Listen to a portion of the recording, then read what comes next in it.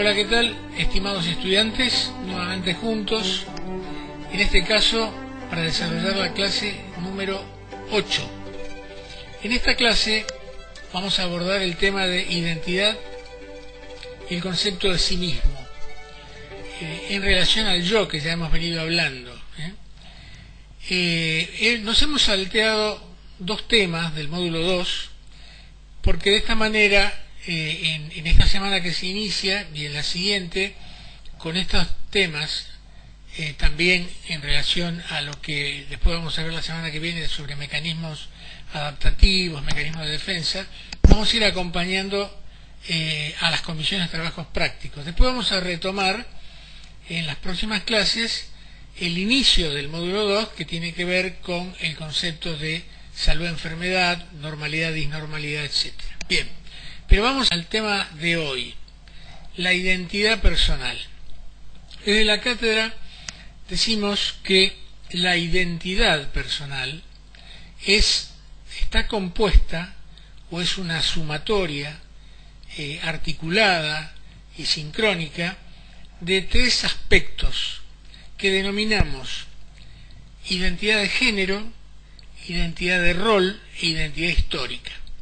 Esto no son tres identidades distintas, son tres aspectos de una misma identidad. Definimos como ustedes podrán ver ahí en esa imagen, la identidad de género como los aspectos relacionados con el género y los emblemas de la sexualidad. Esto, evidentemente, más allá de tener un carácter universal como concepto, tiene particularidades muy diferentes en función de las distintas culturas, de las distintas creencias, de los contextos culturales, sociales y demás. El segundo aspecto, muy importante también, de la identidad personal, es lo que llamamos identidad de rol. Esta identidad de rol se refiere a los aspectos relacionados con las expectativas atribuidas y asignadas en el plano de la performance sociolaboral. Cuando hablamos de identidad de rol estamos hablando de lo que llamamos personaje de rol, es decir, desde el rol profesional, cuando decimos yo soy comerciante, yo soy médico, yo soy carpintero, yo soy trabajador social, es decir, ese yo soy, ese ser, se relaciona con la identidad del rol que desempeñamos. Y no es menos importante, es muy importante, porque la identidad del rol perfila una gran parte del comportamiento situado y sitiado. Es decir, la personalidad, el estilo de personalidad, que por supuesto se muestra más allá del rol, pero está en gran medida articulada y limitada y yo diría teñida por la identidad del rol. Y finalmente lo que llamamos identidad histórica. La identidad histórica tiene que ver con esos aspectos de la historia del individuo, que, tanto desde el punto de vista sociocultural como desde el punto de vista familiar en el marco de la estructura de parentesco. Ser hijo de él, ser padre de él, ser hijo de tal persona, la tradición familiar, las creencias familiares, la historia vital del individuo, todo eso se refleja en gran parte de su identidad. Entonces tenemos los aspectos de género, que los aspectos de género siempre tienen que ver con la cultura, es decir, es cómo se monta la mirada de la sociedad sobre el sexo, sobre la sexualidad. El género es mucho más que la sexualidad, es la sexualidad puesta en la sociedad, ¿sí? Y esto también obviamente tiene que ver con las distintas culturas, creencias, como decíamos, y demás. Pero además, por otro lado, el rol, tanto el rol profesional, el rol social, el rol familiar y la historia del sujeto. Entonces, estos tres aspectos, estos tres componentes, son parte de la identidad. Y esa identidad se articula fuertemente con el estilo de personalidad. Es decir, que el estilo de personalidad no solo tiñe sesga de alguna manera estos aspectos de la identidad, sino que estos mismos aspectos de la identidad también de alguna forma modelan, limitan el estilo de personalidad. No lo cambian, desde luego que no, pero son parte de los límites de la expresión de la personalidad. Como decíamos en clases pasadas, la personalidad está situada y sitiada. Por supuesto que además el género, el rol y la historia, junto con el estilo de personalidad, se inscriben en la situación contextual que es externo. Muy bien, ven ustedes acá como una pequeña fórmula, una pequeña ecuación que dice que la identidad del yo o la identidad personal es la sumatoria, entonces la identidad de género más la identidad de rol más la identidad histórica. En realidad, cuando decimos más, no es una mera sumatoria de 1 más 1 más 1 igual 3. Es una articulación donde el género, el rol y la historia dan como resultado una cualidad diferente a la mera suma de las partes. Y en el denominador de ese contexto y demás está lo que llamamos concomitancia social, es decir, justamente el reflejo social de cómo ve la sociedad y a través de la sociedad el sujeto mismo, su propio género, su propio rol y su propia historia. Dicho como un ejemplo, el sujeto genérico, ¿cómo percibe su propia sexualidad? ¿Cómo percibe los emblemas de esa sexualidad en la sociedad? ¿Cómo se percibe desde el punto de vista de género? Se percibe de manera, digamos, sincrónica, de manera anacrónica, produce ruido esa relación con su propia sexualidad y con su propio género. Los emblemas de su género son aceptados por el sujeto, entra en conflicto desde su propio estilo de personalidad y sus propias creencias. Esta es la concomitancia. No solo el género, sino el rol. ¿Cómo percibe el sujeto ese rol? ¿Como un rol valorado por la sociedad, disvalorado? ¿Está de acuerdo con su rol? ¿Es lo que él aspiraba a ser? ¿Es lo que quiere ser, lo que quisiera ser? ¿Cómo cree él que la sociedad ve su rol? ¿Cómo cree, por ejemplo, el trabajador social que la sociedad en la que vive ve su propio oficio, su propia profesión? ¿La valora, no la valora? Y esto tiene que ver con su propio, el orgullo que siente de ese rol que desarrolla. Es decir, siente que es valorado, que no es valorado. Tiene que ver con la autoestima relacionada con ese rol. Y ahí entonces estamos nuevamente en la concomitancia social. Y luego la historia. Esa historia le pesa, no le pesa, la pudo elaborar retrospectivamente, está en conflicto con su propia historia, o su propia historia justamente forma parte de esa identidad fuerte sobre la que el sujeto se siente orgulloso. Si proviene de una familia creyente, religiosa y demás, el sujeto comparte eso, lucha contra eso, es crítico. ¿Cómo se posiciona desde su propia historia con la historia de sus padres, con la historia de él mismo, con sus hermanos, de él o de ella, genéricamente, con sus hermanos, con sus hermanas? Ideológicamente, el sujeto entra en conflicto con la ideología promedio de su social, religiosa, política de su familia, asume esa ideología, la cuestiona, asume una ideología completamente opuesta para poder oponerse a las tradiciones familiares. Esto se ve mucho en la adolescencia, que es una etapa muy crítica, donde para reafirmarse el adolescente debe, digamos, buscar su propia tribu, su propia relación con sus otros adolescentes, compartir esas culturas contingentes desde el punto de vista de sus creencias, de sus líderes, etcétera, y además, por lo general, entra en profundas contradicciones con la educación recibida, con las creencias de sus padres.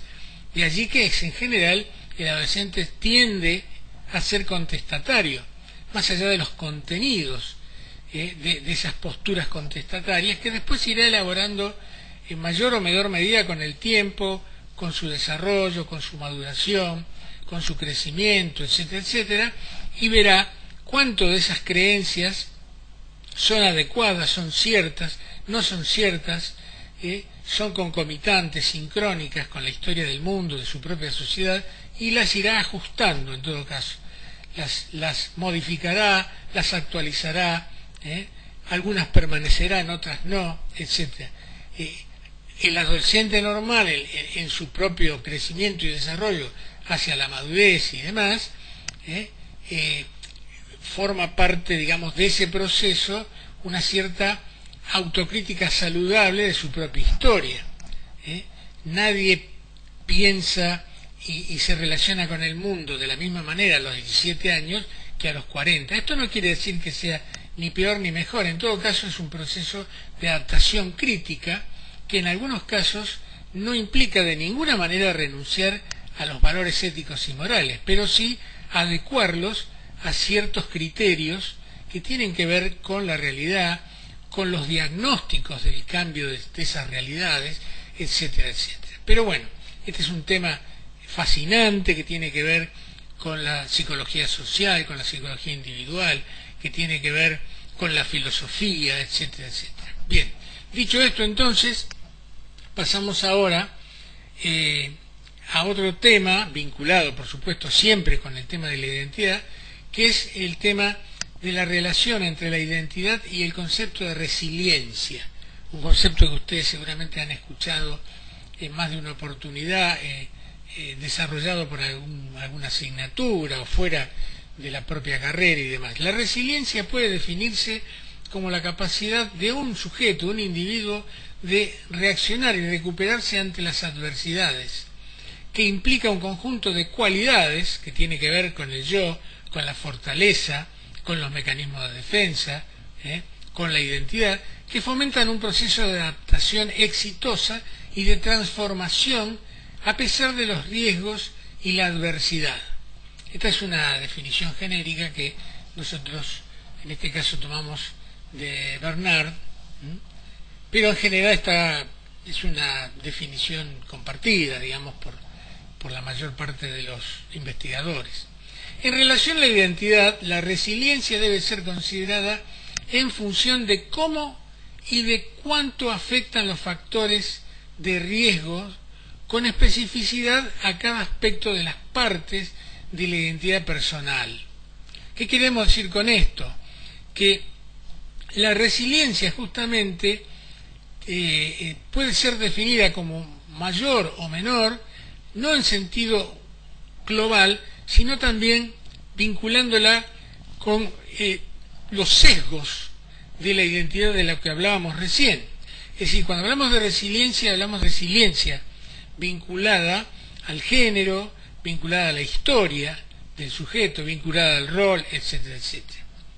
Muy bien, ustedes, vinculados con este tema de identidad, empatía y simpatía, tienen un video muy interesante que, como van a ver ahí, se denomina Entre tú y yo, la empatía. Ahí van a ver toda una serie de ejemplos de la psicología experimental y la neuropsicología en relación al concepto de empatía, de simpatía y de indiferencia. Es decir, ¿es la empatía un aspecto innato? ¿Es aprendido? ¿Es un concepto que deviene de una interacción entre lo innato y aprendido y adquirido? Bien, también esto se relaciona con el concepto de personalidad, que hablábamos en clases anteriores. Según lo define el diccionario de la Real Academia, la empatía es la capacidad que tenemos de ponernos en el lugar de alguien y comprender lo que siente o piensa. Evidentemente, cuanto mayor es el lazo que nos une con el individuo con quien empatizamos, mayor será nuestra comprensión de sus emociones. El concepto de empatía tiene que ver con entender la situación del otro. Y el concepto de simpatía es cuando nosotros no solo entendemos, sino que sentimos que estamos nosotros justamente siendo o haciendo o padeciendo lo que padece el otro. Es decir, simpatizo en la medida en que yo mismo empiezo a sentir lo que siente el otro. Esto es muy importante, esta diferenciación. Es muy importante. ¿Por qué? Porque en el rol profesional, por ejemplo, de las sociopraxeologías, el médico, el psicólogo, el trabajador social, por ejemplo, una cosa es empatizar con el otro, es decir, comprenderlo, entenderlo, y otra cosa es simpatizar con el otro, porque si yo simpatizo con el otro, empiezo a sentir exactamente lo mismo y a confundirme con el otro. Y allí pierdo entonces un aspecto importante, que es justamente la técnica de la profesionalidad. Si la persona con la cual yo estoy trabajando, con la cual yo estoy, a la que estoy asistiendo, a la que estoy entendiendo, a la que estoy escuchando, como psicólogo, como trabajador social, como médico, etcétera, si esa persona me está contando algo triste o alegre, o de pronto está sufriendo y se pone a llorar, yo empatizo en la medida en que entiendo esos sentimientos, los comprendo. Pero si yo en ese momento simpatizo a tal punto que yo mismo me pongo a llorar, entonces me confundo, es decir, me fundo con el otro y desaparezco de mi rol profesional y ya no puedo ayudarlo. Este sería en todo caso el rol de un amigo con el cual puedo abrazarme y llorar juntos, pero ahí no hay un rol profesional en juego. Entonces yo no puedo simpatizar con el destinatario de mi actividad profesional porque me estoy confundiendo y no puedo tomar la suficiente distancia, pero sí debo empatizar para poder comprenderlo y entenderlo, y desde allí puedo ayudarlo. Cuando el psicólogo dice entiendo lo que le pasa, no quiere decir que le esté pasando lo que le pasa al paciente, porque si no deja de ser psicólogo. En todo caso le pasarán cosas parecidas en otro momento, en otro lugar, pero no en ese momento. Es decir, si hay una identificación a tal punto que pierde la distancia, entonces si la otra persona tiene una reacción agresiva y él simpatiza confundiéndose, el propio profesional se pondrá agresivo. Esto no debe ocurrir, porque debe tener la distancia suficiente como para empatizar, entender lo que le está pasando, pero no puede repetir el comportamiento. ¿Se acuerdan que conducta es sentir, pensar y actuar? Porque si no, entonces desaparece como profesional. Bien, esta es la diferencia entre empatizar y simpatizar. Lo van a ver muy bien en ese vídeo que les comentaba. Y finalmente, para terminar ahora, ustedes tienen un segundo vídeo muy interesante sobre la construcción de la identidad en relación a la identidad social, la identidad individual, la identidad colectiva, que es realmente una síntesis muy interesante en relación a estos aspectos de la identidad. Ya no hablamos solamente de género, rol e historia, sino que hablamos de los grupos identitarios. Cuando hablamos de los grupos identitarios nos referimos a la pertenencia del sujeto a un determinado grupo de referencia. Hablábamos de las tribus urbanas, las tribus adolescentes, las referencias desde el punto de vista religioso, ideológico, desde el punto de vista del estatus social. Estas son las referencias identitarias de grupo, de clase, de cultura. La identidad nacional, que hablábamos la vez pasada, la personalidad del medio ambiente, lo que llamábamos el carácter nacional. Entonces hay una identidad cultural regional.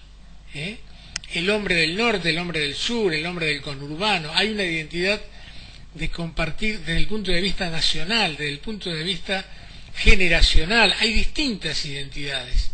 Y está la identidad familiar y la identidad histórica. Es decir, el hombre se compone de distintas identidades. Y también hay una identidad humana, que a veces se torna bastante difícil de entender, justamente porque hay otras identidades que la obstruyen. Con este tema de la pandemia y demás, se está hablando mucho de cómo las personas de pronto comprendieron que estamos unidas desde el punto de vista de la especie, desde el punto de vista del factor humano, con absolutamente todos los seres humanos del mundo, que comparten justamente la característica principal, que es la de ser personas, a través de justamente, si un virus nos afecta a todos al mismo momento y produce un impacto planetario, es porque justamente todos compartimos esa identidad humana que está atravesada por otras identidades que no compartimos y que debiéramos en todo caso empatizar con ellas, que tienen que ver con las creencias, las religiones, las ideologías, etcétera, etcétera. Por supuesto que hay empatías más sencillas y empatías que son muy dificultosas. Si una determinada cultura practica por su propia estructura histórica comportamientos, por ejemplo, que nosotros desde culturas diferentes caracterizamos como intolerantes, como bárbaros, por ejemplo, la violencia contra la mujer, la opresión, para decir algo, o con una etnia diferente y demás, decimos, no, yo puedo comprender los mecanismos, pero son mecanismos que yo jamás, no solo no puedo simpatizar, sino que tampoco puedo empatizar, porque yo tengo un profundo rechazo con ese comportamiento, que va más allá del relativismo cultural. Son comportamientos que yo desde mi moral y de mi ética no puedo aceptar. Entonces ahí hay una cuestión muy complicada, muy difícil, que evidentemente forma parte de todo un proceso de interacción. Por eso es tan importante que las comunidades, las naciones y los pueblos no solo no se retraigan y no se aíslen, sino que cada vez interactúen más. Por eso es tan importante la globalización, el conocimiento de otras culturas, el abrirse a todos las distintas, la multiculturalidad. Esto es fundamental para poder integrarse y para poder entender que todos somos justamente parte de esta complejísima realidad humana. Bien, dicho esto, que ya tendría más que ver con una percepción filosófica en todo caso, vamos ahora al concepto de sí mismo, y con esto ya redondeamos y terminamos. El concepto de sí mismo, que está vinculado obviamente al concepto de identidad, es la identidad más la percepción del entorno y la percepción que el otro tiene de mí y la percepción que yo creo que el otro tiene de mí. El concepto que cada uno de nosotros tiene de sí mismo consiste en quién y qué pensamos que somos. Generalmente todos tenemos una idea más o menos clara de quiénes somos, de nuestras características físicas y psicológicas, de nuestras virtudes y deficiencias, de nuestra personalidad en general. Este sí mismo, este cómo vernos. Pero además hay algo más. Ese concepto de sí mismo, que es un concepto conocido en el campo de la psicología como self, el sí mismo, implica también la idea que tenemos de cómo los demás nos ven. El sí mismo es el yo más el entorno en el que interactuamos, básicamente. Y para terminar, esto ha sido muy desarrollado por Carl Rogers. Ahí tienen ustedes, en el PDF, tienen un texto muy interesante de un investigador, José Gondra Resola, que justamente hace un análisis de los desarrollos de Rogers. Dice Resola, la teoría de la personalidad de Rogers está construida en torno a este concepto fenomenológico, el cual constituía también el centro de su concepción del proceso terapéutico. Podríamos definir que la estructura del sí mismo es una configuración, dice Resola citando a Roger justamente textualmente, una configuración organizada de las percepciones del sí mismo que son admisibles a la conciencia. El sí mismo se compone de elementos tales como las percepciones de las propias características y capacidades, los perceptos y conceptos de sí mismo en relación con los demás y con el medio, las cualidades de valor que se perciben como asociadas con las experiencias y con los objetos, y las metas e ideales que se perciben como poseyendo valor positivo o negativo. Es por tanto, dice Roger, la pintura organizada existente en la conciencia, bien como figura, bien como fondo del sí mismo y del sí mismo en relación juntamente con los valores positivos o negativos asociados a estas cualidades y relaciones, percibidos como existentes en el pasado, el presente y el futuro. Roger, como van a ver ustedes en el vídeo del yo, trabaja mucho como terapeuta, que fue también, con lo que él llamaba la terapia centrada en el cliente, o la terapia centrada en el paciente. Él lo llamaba la terapia centrada en el cliente. Esta idea del sujeto como que se autorregula en ese sentido.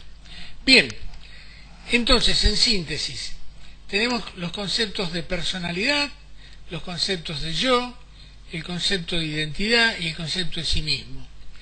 Y el concepto de personalidad, ustedes saben, es un concepto que tiene que ver con lo innato y con lo adquirido y que se va desarrollando y que aparece fundamentalmente definiéndose a la salida de la adolescencia. Dentro de eso tenemos un concepto virtual que es el yo como instancia, instancia donde reside la identidad. La identidad que está asentada en el yo es justamente quién soy. El yo tiene otras funciones, la función de regular la relación entre el afuera y el adentro, de tamizar justamente las enseñanzas y los valores de la sociedad que vamos internalizando, de regular los impulsos instintivos, etcétera, etcétera. Pero la identidad tiene que ver justamente con esta idea de quién soy. Ahora bien, fíjense la paradoja, y el sí mismo es la identidad más la percepción del afuera y cómo yo me voy construyendo en función de cómo pienso que me ven los demás. En este sentido, cuando hablamos del carácter, fíjense qué cantidad de conceptos, ¿no? El carácter, que era el antecedente sobre el que se construía la personalidad, ese carácter se va construyendo en función del sí mismo. ¿Por qué? Porque de cómo reaccionan los padres ante los impulsos del niño, eso va construyendo el carácter. Si frente a los desmadres, fíjense la palabra, desmadre, frente a las demandas del niño, la madre o el padre lo contiene, el niño se autocontendrá. Ese sí mismo tendrá que ver con, soy una persona autocontenida. ¿Por qué? Porque cuando estoy llorando, mis padres me abrazan, me contienen. Eso lo van a ver mucho en este vídeo sobre la empatía. Pero si cuando yo lloro de pequeño, porque me lastimé, porque me caí, o porque tengo hambre, porque me duele algo de mi cuerpo, mi madre grita y llora y dice, me desesperas, o se angustia más que yo mismo, yo me voy a asustar de la angustia de mi madre. Y entonces mi sí mismo va a estar descontenido, de alguna manera me voy a percibir como una persona ansiosa, como una persona que tiene miedo de angustiarse.